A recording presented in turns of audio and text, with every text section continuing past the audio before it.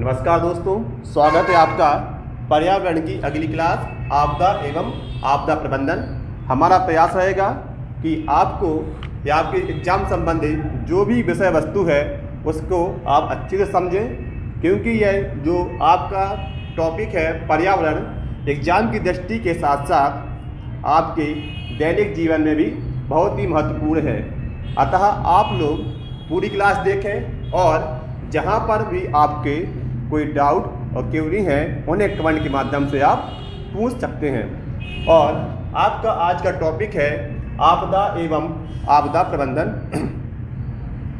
आपदा के बारे में कहा जाए कि आपदा होती क्या है या कितने प्रकार से होती है, या भारत सरकार के द्वारा या विश्व में जो अन्य देश हैं उनके द्वारा आपदा एवं आपदा से निपटने के लिए कौन कौन से प्रयास किए जा रहे हैं, कि आपदाओं का मानव एवं प्रकृति पर क्या प्रभाव पड़ता है, या जो आपदाएं होती हैं किन किन कारणों से उत्पन्न होती हैं, कि केवल क्या प्राकृतिक कारण ही आपदाओं के लिए जिम्मेदार हैं, या कुछ हद तक या कहें जो आपदाओं की बार बार प्रतिक्रिया बढ़ती जा रही हैं कि उसमें मानव का कितना योगदान है, या वर्तमान में जो आपदाएं आने वाली हैं उसमें मानव की जो क्रियाकलाप हैं उनका मुख्य प्रभाव आपदाओं पर पड़ेगा, जिसका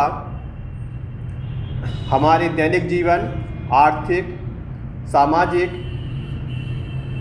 और देश की प्रगति आदि में उसका कुप्रभाव अवश्य रूप से पड़ता है। क्योंकि आपदा जहाँ पर भी आती है सब कुछ नष्ट करके या सब कुछ नष्ट कर देती है। तो आपदा एवं आपदा प्रबंधन के अंतर्गत हमें क्या पढ़ना है, पहले उसको देखेंगे कि कौन कौन से वो मुख्य बिंदु हैं जिन्हें हमें आपदा एवं आपदा प्रबंधन के अंतर्गत पढ़ना है। तो सबसे पहले आपदा की सामान्य परिभाषा कि आपदा किसे कहते हैं, और आपदा प्रबंधन अधिनियम 2005 में भारत सरकार के द्वारा आपदा की क्या परिभाषा दी गई है। इसके बाद आपदा का वर्गीकरण,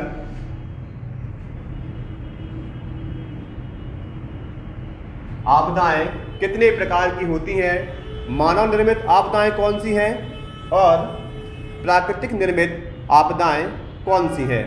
इसके बाद इनका प्रभाव आर्थिक, सामाजिक या देश की प्रगति पर क्या प्रभाव पड़ता है। इसके बाद उपाय,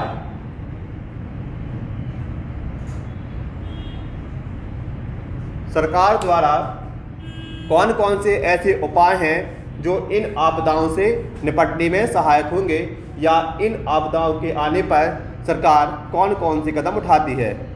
तो सबसे पहले देखें आपदा की परिभाषा। तो आपदा को मुख्य रूप से एक प्राकृतिक या मानव निर्मित जोखिम कहा जाता है जो समाज व पर्यावरण को नकारात्मक रूप से प्रभावित करती है। यह आपकी आपदा की सामान्य परिभाषा है। यदि आपदा प्रबंधन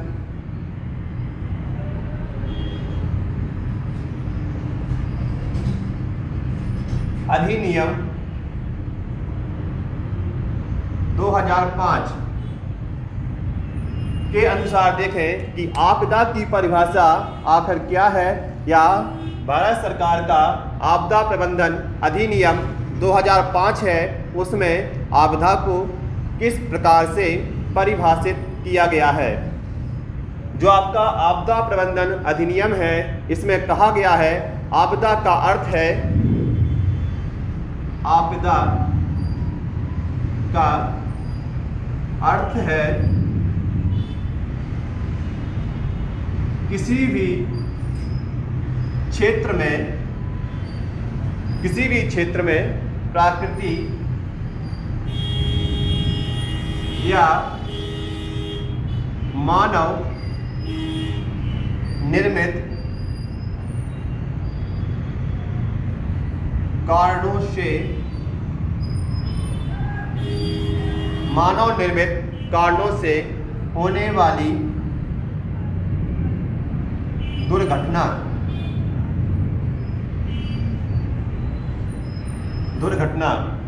आपदा प्रबंधन अधिनियम 2005 में सरकार ने इसकी परिभाषा दी। इसमें कहा गया है आपदा का अर्थ है किसी भी क्षेत्र में प्राकृतिक या मानव निर्मित कारणों से होने वाली दुर्घटना, अर्थात वह आपदा प्राकृतिक भी हो सकती है या मानव निर्मित भी हो सकती है, मानव के द्वारा वो निर्मित आपदा भी हो सकती है।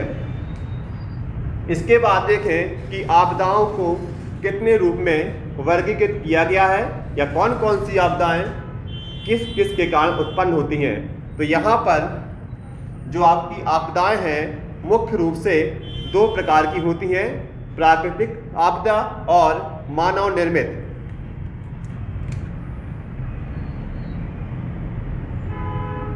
प्राकृतिक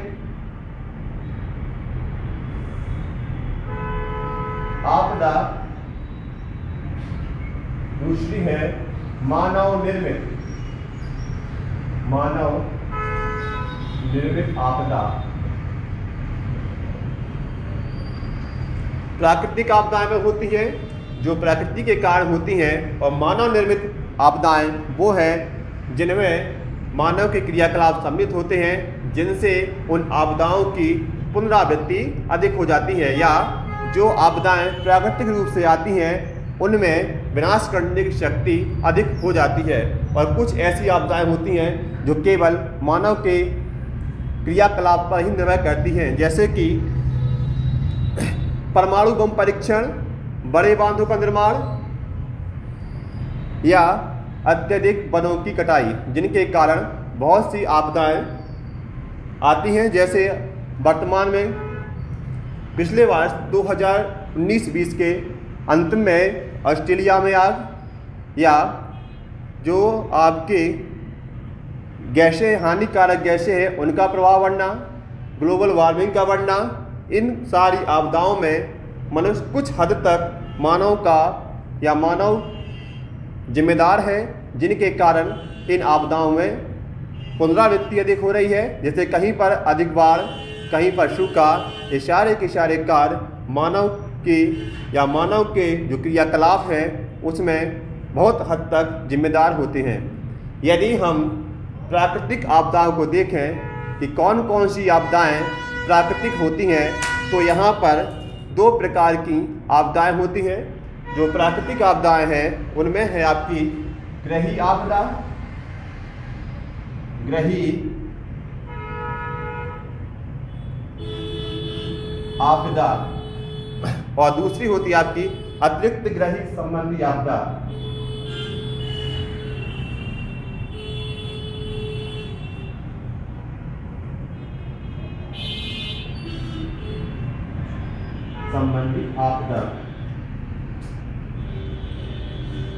प्राकृतिक आपदा के अंतर्गत ग्रही आपदा जो एक ग्रह में होती है जैसे कि पृथ्वी, दूसरा है अतिरिक्त ग्रही संबंधी आपदा। यह जो आपदाएं होती हैं ग्रह के बाहर होती हैं या जो अंतरिक्ष में घटने वाली आपदाएं होती हैं।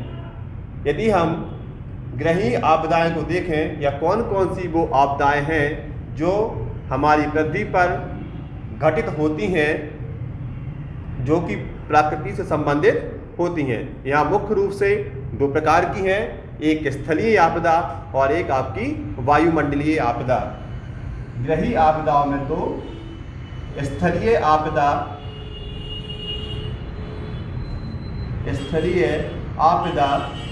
दूसरी है आपकी ग्रही वायुमंडलीय आपदा। स्थल में या जो आपका स्थल है यहाँ पर कौन कौन सी ऐसी घटनाएं हैं जो आपदा का रूप धारण कर लेती हैं, उसमें मुख्य रूप से आपके हैं ज्वालामुखी उद्वेदन, भूकंप और भूस्खलन, जिन्हें हम स्थलीय आपदा के अंतर्गत रखते हैं। इसमें आपकी पहली है ज्वालामुखी मुखी उद्भेदन, भूकंप, भूस्खलन।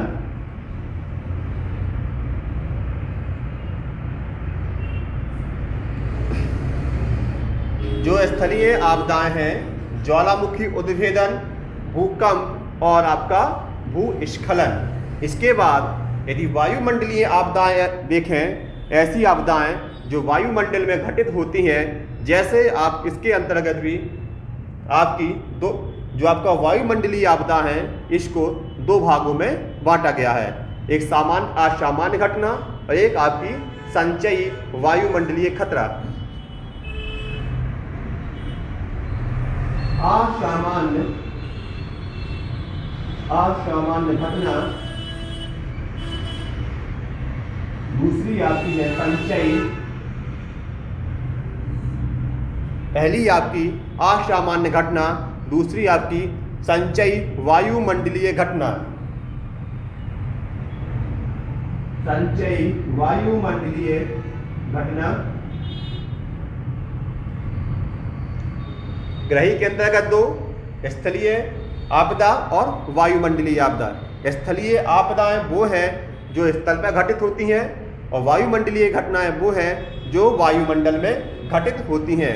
और वायुमंडलीय घटनाएं भी दो प्रकार की होती हैं, असामान्य घटना, दूसरी आपकी है संचयी वायुमंडलीय घटना। जो आपकी असामान्य घटना है, इसके अंतर्गत आपका साइक्लोन,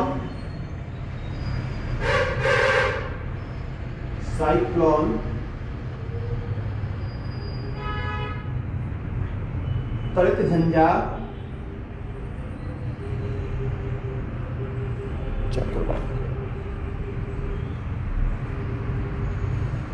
चक्रवात, त्वरित झंझा, ये मुख्य रूप से असामान्य घटनाएं कहलाती हैं। दूसरा है आपका संचयी वायुमंडलीय घटनाएं। इसके अंतर्गत बाढ़, सूखा,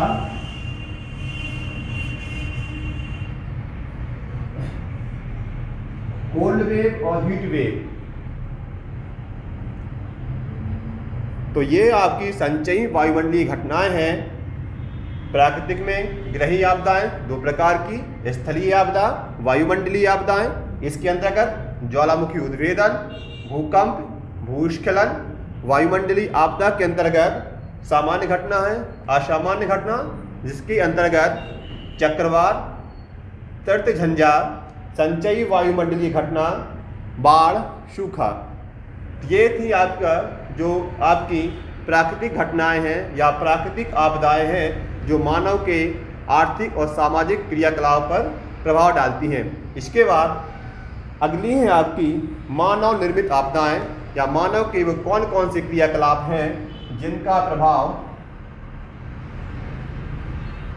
मानव के आर्थिक और सामाजिक क्षेत्र पर पड़ता है। तो मानव निर्मित आपदाएं मुख्य रूप से तीन प्रकार की होती हैं। Physically, chemical, biological. Physical hazard, chemical hazard और बायोलॉजिकल हैजार्ड। मानव के द्वारा भी तीन प्रकार से प्रकृति को नुकसान पहुंचाया जाता है। इसमें उसका तीन प्रकार हैं आपके, फिजिकली, केमिकल और बायोलॉजिकल। फिजिकल के अंतर्गत मानव के वो क्रियाकलाप जिनसे कि पृथ्वी पर या जबकि भूपर्पटी है उस पर जो आपदाएं होती हैं उनकी पुनरावृत्ति बढ़ जाती है या उनका प्रभाव अधिक हो जाता है। जैसे अर्थक्वेक,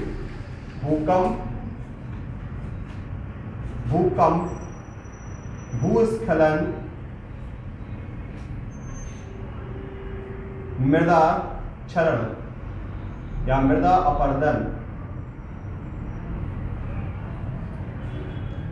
फिजिकली जिस मानव के वो क्रियाकलाप जिनसे इन आपदाओं की पुनरावृत्ति अधिक होती है या इनका प्रभाव प्रकृति पर अधिक पड़ता है। इसके बाद आपका जो दूसरा है केमिकली हैजार्ड, मतलब कि जो जैविक रसायन है यदि उनका यूज मानव के द्वारा अधिक होता है तो इसका प्रभाव भी आपकी प्रकृति पर नकारात्मक रूप से पड़ता है। जो केमिकली हैजार्ड हैं या केमिकली खतरे हैं उनमें मुख्य रूप से आपका न्यूक्लियर विस्फोट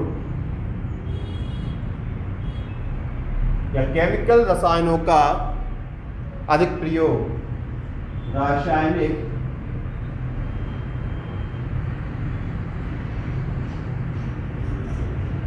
रसायनों का अधिक प्रयोग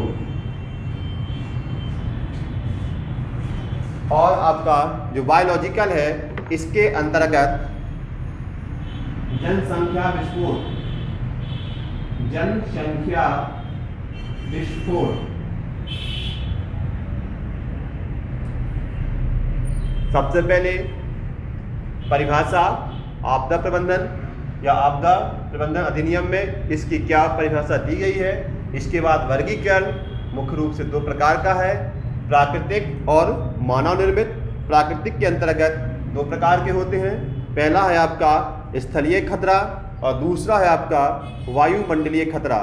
जो स्थलीय खतरा है उसके अंतर्गत आपका भूस्खलन, ज्वालामुखी उद्भेदन और भूस्खलन मुख्य रूप से पाए जाते हैं। दूसरा आपका है वायुमंडलीय खतरा। वायुमंडल के अंतर्गत आपको जो आपके वायुमंडलीय खतरे हैं इसमें दो प्रकार के खतरे हैं, पहला है आपका असामान्य घटना और दूसरी है आपकी संचयी वायुमंडलीय खतरा। जो असामान्य घटना है इसमें चक्रवात और त्वरित झंझा, दूसरी आपकी संचयी वायुमंडलीय खतरा, इसके अंतर्गत बाढ़, सूखा, कोल्ड वेव और हॉट वेव का प्रभाव अधिक बढ़ना। और जो मानव निर्मित आपदाएं हैं इनमें मुख्य रूप से तीन है आपकी फिजिकली, केमिकली और बायोलॉजिकली। फिजिकल के अंतर्गत भूकंप, भूस्खलन, मृदा अपरदन, न्यूक्लियर या जो केमिकली हैजार्ड है इसके अंतर्गत आपका न्यूक्लियर विस्फोट, रासायनिक रसायनों का अधिक प्रयोग और तीसरा आपका है बायोलॉजिकल हैजार्ड, इसके अंतर्गत आपका जनसंख्या विस्फोट। ये आपकी आपदाओं का वर्गीकरण हो गया। जो आपका सिलेबस है उसमें तीन आपदाओं को मुख्य रूप से आपको पढ़ना है, जिसमें आपका भूकंप, सूखा और बाढ़। जो आपका सिलेबस दिया गया है उसके अंतर्गत इन तीन आपदाओं को आपको अच्छे से पढ़ना है। इसमें पहला आपका भूकंप है, दूसरा सूखा और तीसरी बाढ़। इनसे संबंधित या इनका प्रभाव मानव पर या सरकार या जो हमारा विकास है उस पर किस प्रकार पड़ता है और सरकार के द्वारा इनसे निपटने के लिए कौन कौन से उपाय किए गए हैं, या भविष्य में यदि इन आपदाओं की पुनरावृत्ति बढ़ती है तो हम किस उपाय या किन किन उपायों के माध्यम से इनसे निपट सकते हैं। तो अब जो आपकी आपदाएं हैं इन तीनों को एक एक करके या जिनका विस्तृत रूप पढ़ेंगे। तो पहली आपकी आपदा है भूकंप।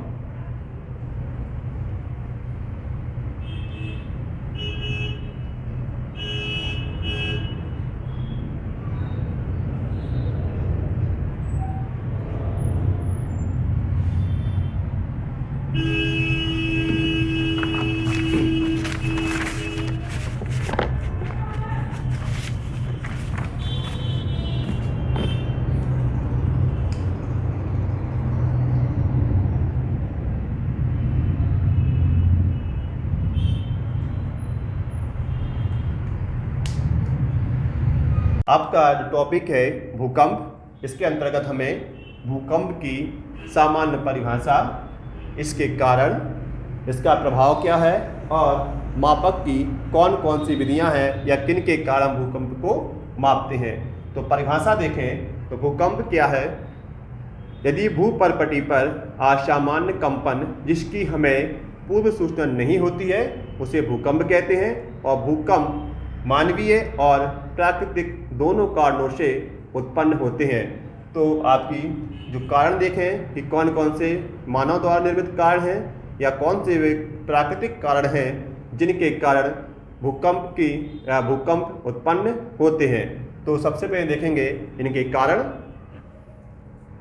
कारण के अंतर्गत आपके दो कारण इसमें महत्वपूर्ण हैं। पहला है प्राकृतिक कारण, दूसरा है आपका मानव निर्मित।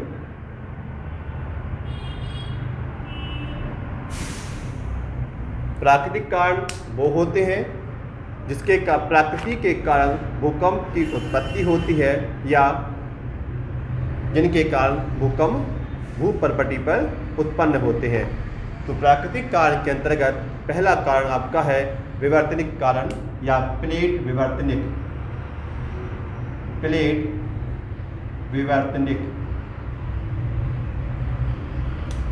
प्लेट विवर्तनिक का अर्थ है जो आपकी प्लेटें हैं उनमें गतियां होती हैं और उन्हीं प्लेटों के कारण जहां पर भी प्लेटें आपस में टकराती हैं या जो प्लेटें कहीं दूर जाती हैं वहां पर भूकंप उत्पन्न अधिक होते हैं और जहां पर दोनों प्लेटें आपस में टकराती हैं वहां पर भूकंप आने की संभावना अधिक होती हैं। यदि हम देखें विश्व में जो प्लेटें हैं किस प्रकार से गति करती हैं तो आपकी जो मुख्य प्लेटें हैं अमेरिका प्लेट, उत्तरी अमेरिका, दक्षिणी अमेरिका प्लेट, यहाँ पर आपकी यूरोपियन प्लेट, अफ्रीका प्लेट,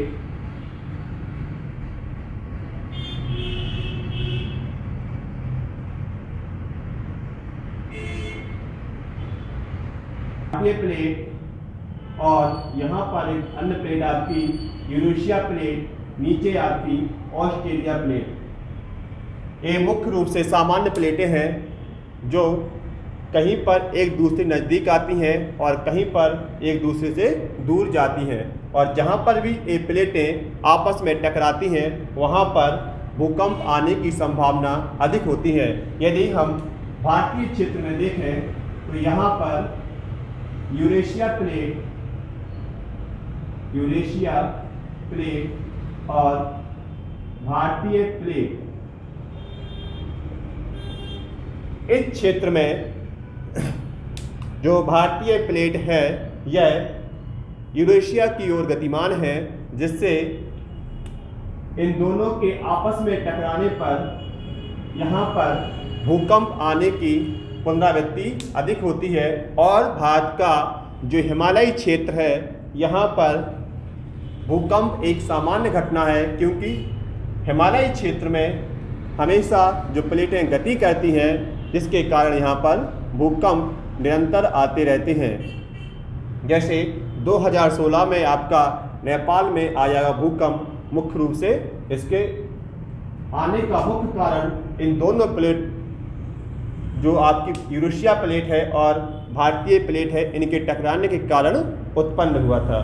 और आपकी जो अन्य प्लेटें हैं जैसे उत्तरी अमेरिका प्लेट, दक्षिणी America plate, European plate, Africa plate, Indo Australia plate, Australia और जो भारतीय प्लेट है इन्हें सम्मिलित रूप से इंडो ऑस्ट्रेलिया प्लेट के नाम से जाना जाता है। और आपकी जो नीचे है अटलांटिक प्लेट वो आपकी दक्षिण में पाई जाती है और ये प्लेटें यहाँ पर सामान्य रूप से कहीं पर इनमें आपस में अपसरण है, अभिसरण है जो कि इनकी गतियों का निर्धारण करती हैं। यदि दो प्लेटों में अपसरण होता है तो मतलब कि वो एक दूसरे से दूर जाती हैं। अविषण मतलब जहाँ पर प्लेटें एक दूसरे के नज़दीक आती हैं, और जहाँ पर भी प्लेटें एक दूसरे के नज़दीक आती हैं वहाँ पर भूकंप और ज्वालामुखी जैसी घटनाएं सामान्य रूप से घटित होती हैं। और जहाँ पर भी दो प्लेटें आपस में दूर जाती हैं वहाँ पर समुद्र के नितल का विस्तार पाया गया। जैसे आपका अटलांटिक महासागर में कहा जाता है कि इसका विस्तार निरंतर हो रहा है। इसका मुख्य कारण है इन प्लेटों में अपसरण हो रहा है, क्योंकि ये प्लेटें एक दूसरे से दूर जा रही हैं। और यहाँ पर जो भारतीय प्लेट है यूरेशिया प्लेट से टकराने के कारण यहाँ पर सामान्य रूप से ये भूकंप के लिए उत्तरदायी है। और यहीं पर जहाँ पर भी प्लेटें आपस में टकराती हैं वहाँ पर ज्वालामुखी क्रियाएं भी अधिक होती हैं। जैसे आपने देखा हो रिंग ऑफ फायर के बारे में, तो जो ये क्षेत्र है पूरा आपका, इसे रिंग ऑफ फायर के नाम से जाना जाता है, क्योंकि यहाँ इस क्षेत्र में, पूरे क्षेत्र में ज्वालामुखी क्रियाएं अधिक होती हैं। तो आपके प्राकृतिक कारण में पहला कारण था प्लेट विवर्तनिक कारण। अगला आपका जो कारण है वो है आपका भ्रंशन। भ्रंशन का अर्थ है किसी भी पठारी क्षेत्र में उसके मध्य का या किनारे के क्षेत्र का ऊपर उठ जाना या नीचे धंस जाना, जिसके कारण भी भूकंप आने की संभावना बढ़ जाती है। मान लीजिए यह कोई आपका एक पठारी क्षेत्र है, किन्हीं प्राकृतिक कारणों से इनमें इस प्लेट में भ्रंशन उत्पन्न हो गया, और भ्रंशन के कारण इसके मध्य का भाग नीचे की ओर धंस जाए या नीचे की ओर खिसक जाए, तो यहाँ पर भी भूकंप आने की संभावना बढ़ जाती है। जैसे आपने देखा हो नर्मदा नदी घाटी जो मुख्य रूप से भ्रंशन के कारण ही उत्पन्न हुई है, क्योंकि यहाँ पर जो नर्मदा जहाँ से बहती है उसके मध्य का भाग नीचे की ओर चला गया, और यहाँ पर नदी का निर्माण हो गया जो आपकी नर्मदा है, और जिसके एक ओर सतपुड़ा श्रेणियाँ हैं और दूसरी ओर आपकी विंध्याचल पर्वत श्रृंखलाएँ हैं। तो भ्रंशन के कारण भी भूकंप उत्पन्न होते हैं। जो इसका अगला कारण है आप जो भूकंप आने का अगला कारण है आपका ज्वालामुखी उद्भेदन। ज्वालामुखी उद्भेदन, ज्वालामुखी उद्भेदन, ज्वालामुखी उद्भेदन के कारण भी भूकंप आते हैं। जो आपका ये प्लेट विवर्तनिक का चित्र है, इसके अंतर्गत आपने देखा हो जहाँ जहाँ पर भी भूकंप आते हैं वहीं पर ज्वालामुखी क्रियाएं भी अधिक होती है, क्योंकि यहाँ पर जब दो प्लेटें आपस में टकराती हैं तो भूकंप और ज्वालामुखी उद्भेदन क्रिया सामान्य होती है। और विश्व में जो रिंग ऑफ फायर है मुख्य रूप से वहीं पर उत्पन्न होती हैं जहाँ पर दो प्लेटें आपस में दूर जाती, नज़दीक आती हैं या अभिसरण करती हैं। इसके बाद अन्य प्राकृतिक कारणों में आपका जो कारण है वो है आपका भूसंतुलन। भूसंतुलन, यदि भूसंतुलन बिगड़ जाए उसके कारण भी मुख्य रूप से भूकंप आते हैं। जैसे यदि किसी नदी पर बड़ा बांध बना दिया जाए तो उस स्थिति में जहाँ पर डैम बनता है, भूपृष्ठ के उच्च क्षेत्र पर भार अधिक होने के कारण पृथ्वी की नीचे की ओर जो चट्टानें होती हैं वो उस ओर गति करती हैं, जिसके कारण भूकंप आने की पुनरावृत्ति बढ़ जाती है। जैसे यदि नदी के इस क्षेत्र में डैम का निर्माण कर दिया जाए तो भूसंतुलन का आपका जो ये क्षेत्र है, इस डैम की तरफ भार बढ़ने के कारण यहाँ की जो चट्टानें होंगी, ये चट्टानें डैम की ओर गति करेंगी, जिसके कारण इस क्षेत्र में या डैम के नजदीक क्षेत्र में भूकंप आने की संभावना बढ़ जाती है।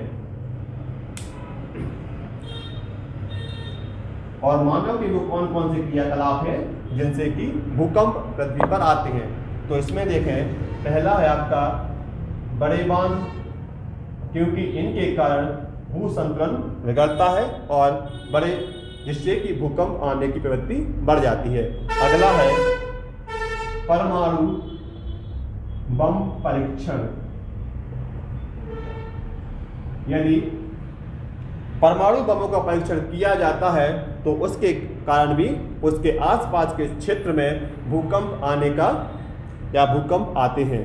दूसरा आपका है भूगर्भीय जल में कमी। भूगर्भीय जल में कमी किसी क्षेत्र, कृषि में या बड़े उद्योग हैं उनमें जल की पूर्ति करने के लिए भूगर्भ के जल का दोहन बहुत तीव्र गति से किया जाता है, जिसके कारण जो भूगर्भ के अंदर जल होता है वहाँ से भूगर्भ के जल के निकलने के कारण वहाँ पर चट्टानें खिसक जाती हैं और उस क्षेत्र में भूकंप आने की पुनरावृत्ति बढ़ जाती है। तो भूगर्भीय जल की कमी के कारण भी भूकंप आते हैं।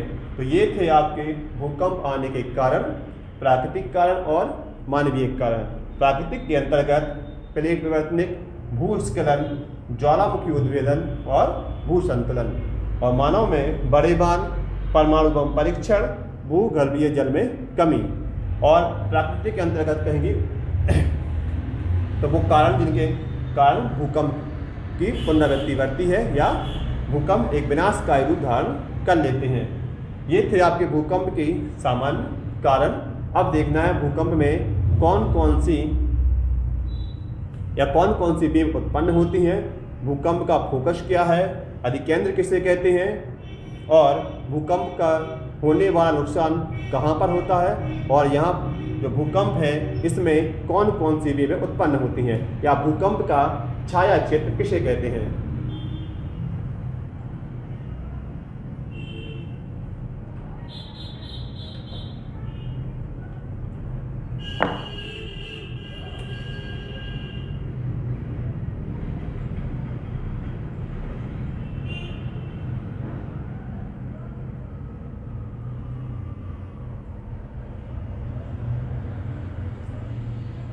पोल, ये पृथ्वी की आपकी आंतरिक संरचना है।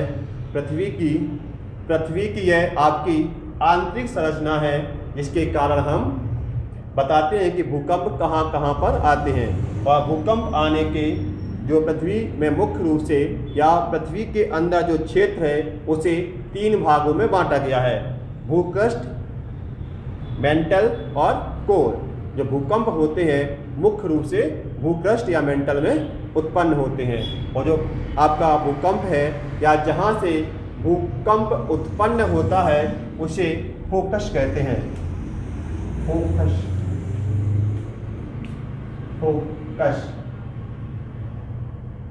या भूपृष्ठ के नीचे जो क्षेत्र होता है या भूपृष्ठ का वो क्षेत्र जहाँ से भूकंप उत्पन्न हुआ है उसे भूकंप कहते हैं। और पृथ्वी के वो क्षेत्र जहाँ पर सबसे पहले भूकंप से उत्पन्न होने वाली वेव को प्राप्त किया जाता है उसे अधिकेंद्र कहते हैं। अधिकेंद्र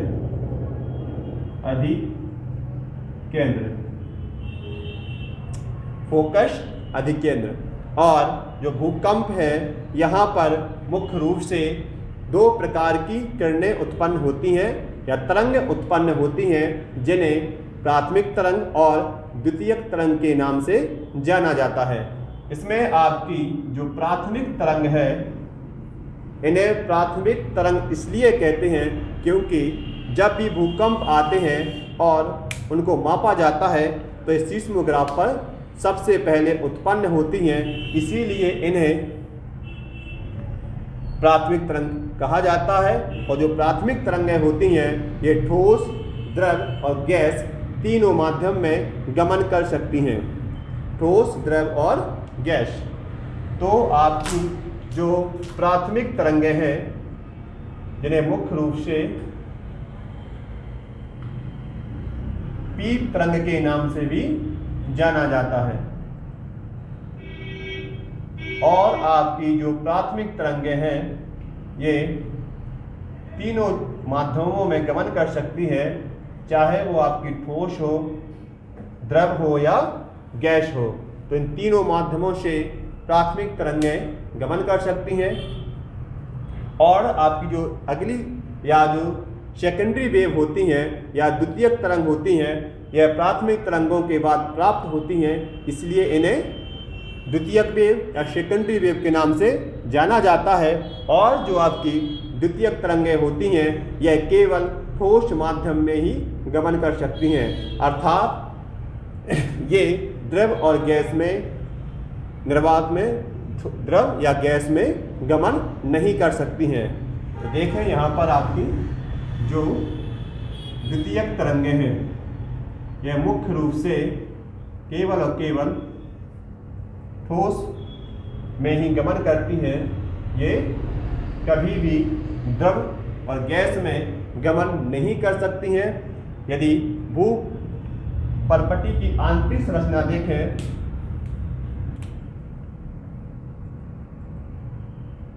भू परपटी की आंतरिक संरचना, इसमें मुख्य रूप से आपका क्रस्ट, मेंटल, कोर,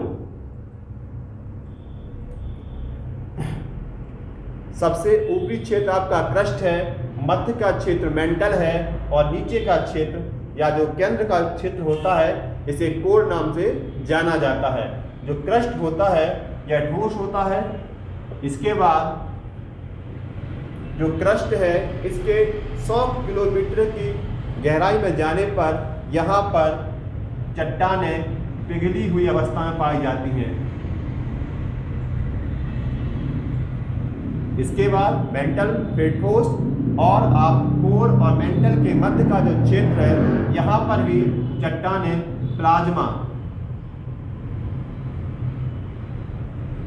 के रूप में पाई जाती हैं, जिससे यदि देखा जाए तो पृथ्वी के अंदर पहले ठोस, फिर द्रव, फिर ठोस, फिर द्रव और बाद में फिर ठोस।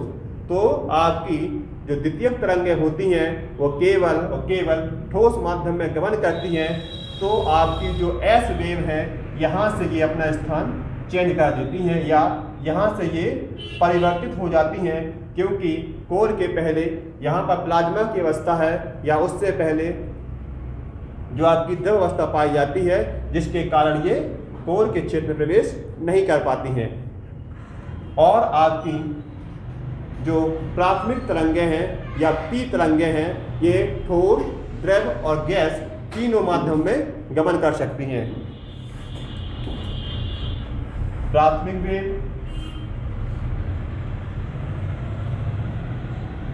दूसरी आपकी है सेकेंडरी वेव।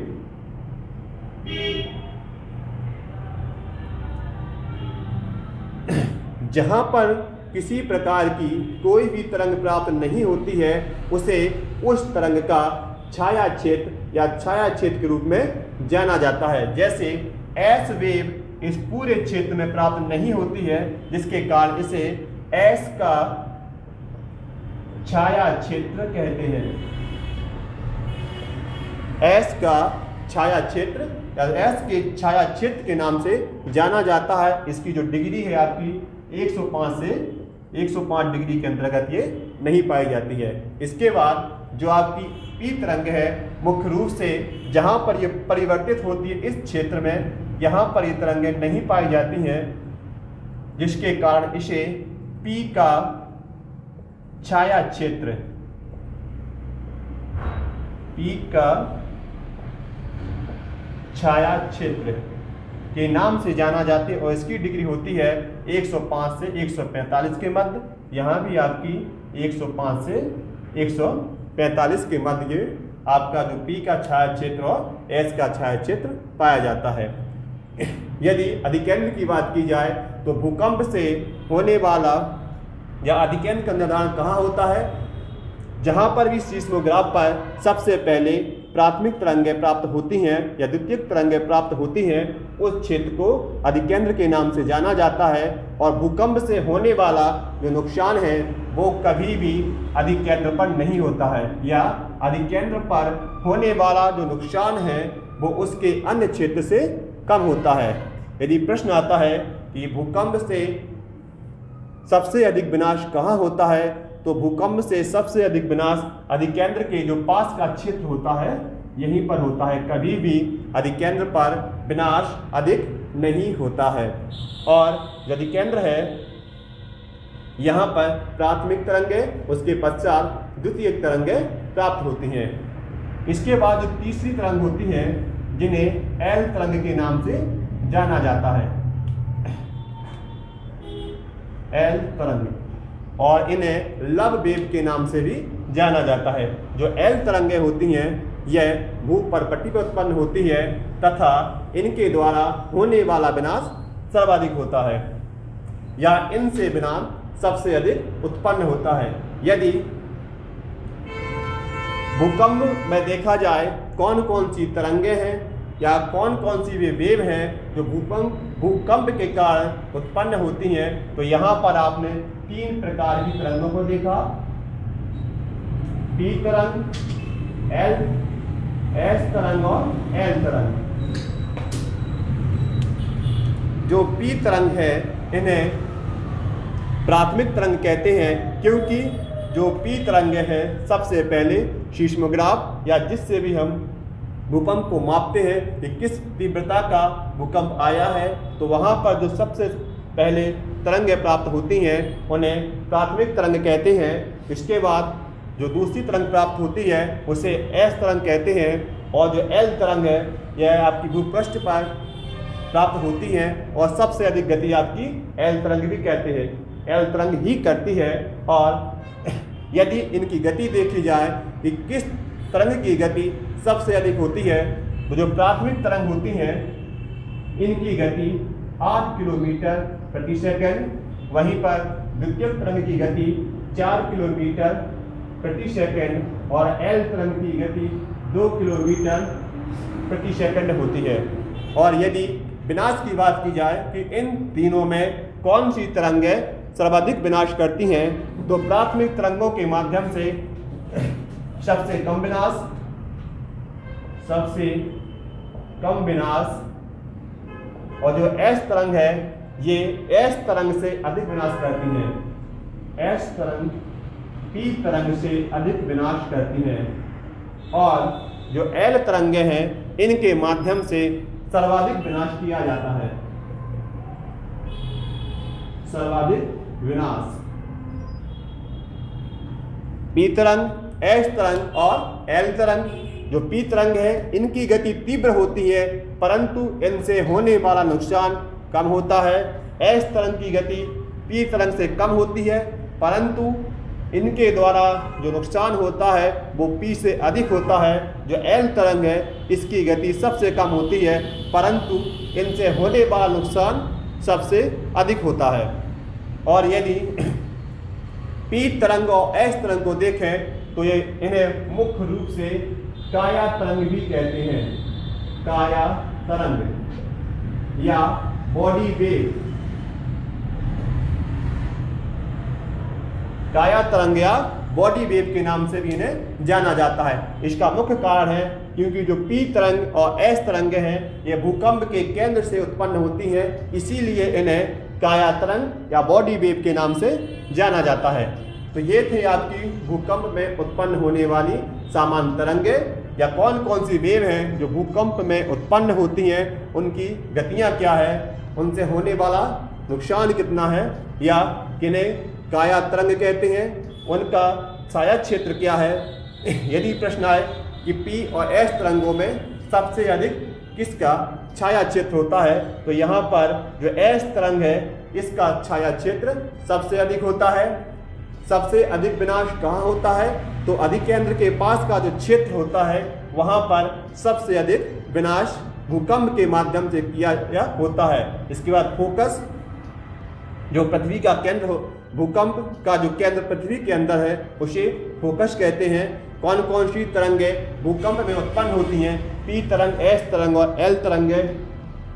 जो प्राथमिक तरंगें हैं ये तीनों माध्यमों में ठोस, द्रव, गैस, ठोस, द्रव और गैस इन तीनों माध्यम में प्राथमिक तरंगें गमन कर सकती हैं और जो आपकी एस तरंग है केवल और केवल ठोस माध्यम में ही गमन करती है। और जो आपकी एल तरंग होती हैं ये भूपृष्ठ के नज़दीक उत्पन्न होती हैं, जिसके कारण ये भूपृष्ठ पर इनका प्रभाव अधिक पड़ता है और इनसे होने वाला नुकसान सर्वाधिक होता है। तो ये थे आपके भूकंप का या भूकंप की सामान्य जानकारी कि कहाँ कहाँ पर भूकंप आते हैं, भूकंप किन कारणों से आते हैं और भूकंप में कौन कौन सी तरंगें उत्पन्न होती हैं। इसके बाद इनका प्रभाव देखें कि इनसे क्या क्या नकारात्मक या सकारात्मक प्रभाव है।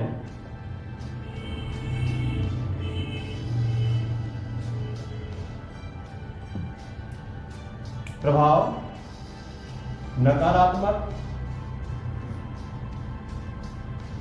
और सकारात्मक। भूकंप से नकारात्मक और सकारात्मक दोनों प्रकार के प्रभाव होते हैं। भूकंप में सबसे जो नकारात्मक है इसके अंतर्गत जैसे जिस क्षेत्र में भूकंप आते हैं वहाँ पर जान माल का नुकसान अधिक होता है। और यदि इसके सकारात्मक प्रभाव देखे जाएं तो इसके भूकंप के आने पर कहीं कहीं पर पर्वतों का निर्माण होता है और कहीं कहीं पर जो मैदानी क्षेत्र उत्पन्न हो जाते हैं, जिसके कारण कि या कहीं कहीं पर उपजाऊ मृदा बाहर निकल आती है, जिसके कारण इसके ये सकारात्मक प्रभाव हैं आपके भूकंप के, नकारात्मक और सकारात्मक प्रभाव। यदि इसमें मापन की विधियां देखी जाए कि हम भूकंप का मापन किन किन विधियों से करते हैं, तो इसमें आपकी दो प्रकार की विधियां हैं। इसमें या दो प्रकार के पैमाने का प्रयोग किया जाता है। पहला आपका है रिएक्टर या रिचर्ड पैमाना। जो रिएक्टर या रिचर्ड पैमाना है इसकी खोज या मापनी जो फ्रांसीसी वैज्ञानिक चार्ल्स थे उनके द्वारा 1935 में की गई थी और यहाँ पर भूकंपीय तरंगों के आयाम एवं उनसे संबंधित ऊर्जा के आधार पर भूकंप की तीव्रता को मापा जाता है और इसमें भूकंप की जो तीव्रता होती है 0 से 10 तक प्राप्त होती है। इसके पश्चात रिएक्टर और सीस्मोग्राफ, जिसमें भूकंप से होने वाले नुकसान या भूकंप के कारण या उसकी आवृत्ति कितनी है जिसके अंतर्गत उसको मापा जाता है। अगला आपका जो स्केल होता है वो है आपका मार्केरी स्केल। इसका जो खोज या इसको प्रतिपादन 1902 में इटली के भूकंप वैज्ञानिक मार्केली ने विकसित किया था और यह एक गुणात्मक पैमाना है, अर्थात भूकंप से होने वाले नुकसान के आधार पर हम भूकंप की गहनता को मापते हैं। तो यहाँ पर हमने भूकंप को दो पैमानों पर मापा। पहला है रिएक्टर या रिचर्ड पैमाना, दूसरा है आपका मार्केरी स्केल। रिएक्टर या रिचर्ड पैमाना है, इसका प्रतिपादन 1935 में चार्ल्स फ्रांसिस रिएक्टर ने किया था और इसमें जो भूकंप की तीव्रता है 0 से 10 तक मापी जाती है। दूसरा है आपका मार्केरी स्केल। इसका प्रतिपादन 1902 में इटली के भूकंप वैज्ञानिक मार्केली ने विकसित किया था तथा यह एक गुणात्मक पैमाना है जिसमें भूकंप के तीव्रता से या भूकंप की गहनता से कितना नुकसान हुआ है उसके आधार पर हम भूकंप के बारे में या उसकी गहनता के आधार पर भूकंप का निर्धारण करते हैं कि यह कितनी तीव्रता का था और इससे होने वाला नुकसान कितना है।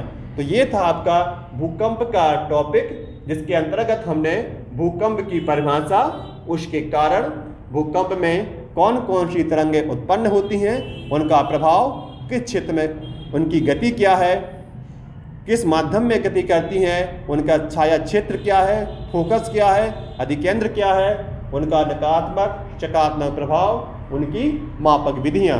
ये आपका भूकंप का संपूर्ण टॉपिक खत्म हो गया। और इसके बाद केवल आपका थोड़ा देखना है कि भूकंप भारत में कहाँ कहाँ आए हैं, वो आपका नेक्स्ट क्लास में संपूर्ण कर दिया जाएगा। इसके बाद आपका बाढ़ और सूखा संबंधित जो आपदाएं हैं उनका भी आगे आने वाली क्लासों में विवरण द्वारा प्रस्तुत किया जाएगा। और यदि इनसे संबंधित आपकी कोई भी डाउट या क्यूरी है तो आप कमेंट के माध्यम से पूछ सकते हैं। धन्यवाद।